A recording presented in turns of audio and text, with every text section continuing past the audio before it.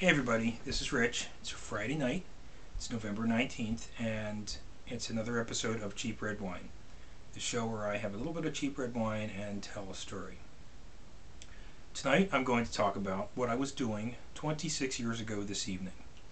On November 19th, 1984, I was at the Spectrum. I was at America's Showcase, as it was known, and probably about this time, it's 5 after 9 now, I was waiting for the arrival on stage of none other than Culture Club, the hottest band in the land at the time, even hotter than Kiss at the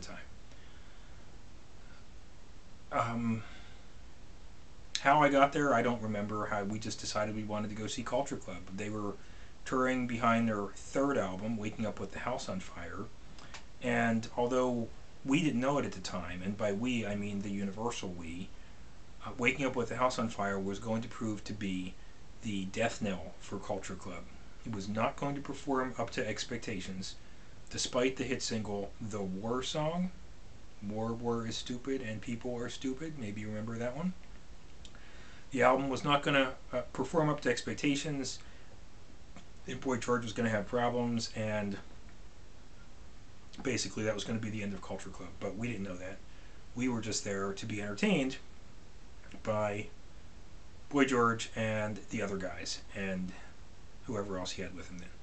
So it was an entertaining show. George had the voice at the time, and he was quite the showman. And I remember the opening act was Baru Review, a legendary Philadelphia band. Bob Baru hobbled out with a pair of crutches, and we wondered, oh, did Bob Baru sprain his ankle? But then he thrust the crutches aside and proved to us that his injury was just a hoax, and which was very funny. And Culture Club, November 19th, 1984, at the Spectrum. In the end, the Culture Club show was really just a prelude to my concert going that week, because I saw Prince and the Revolution during their Purple Rain tour just a few days later, also at the Spectrum. We had nosebleed section seats for that, the very last row of the third level, I think, and we were about 8 miles away from Prince. And every time I shoot another take of this video, I seem to be adding another half mile or so. I think I started at 5 miles, now we're up to 8 miles. So, but Prince was pretty amazing that night. He had the whole Purple Rain stage set up with the big bathtub and the trick guitars and all that. But musically, it was a great concert. Now, 4 years later, I would go see Prince again, and by then the whole Purple Rain hype had dissolved quite a bit, and he was touring for his Lovesexy album, and that was an even better show than the Purple Rain show, I think. Just an amazing two amazing concerts by Prince. And the thing I wanted to talk about, the reason I wanted to talk about the Spectrum is that on Tuesday, this coming Tuesday, they're going to be tearing the Spectrum down. The wrecking balls are going to hit the Spectrum at noon, and it's going to begin to fall down. And I just want to take a moment to commemorate that, because I think many people here in the Philadelphia area spend a lot of time at the Spectrum. I did a count today, and I think I was at 50 shows at the Spectrum, from September 1982 Willie Nelson concert that I went to in July 2009, Don and I took Jimmy to see Green Day. So there were 50 concerts in between those two, 48 concerts.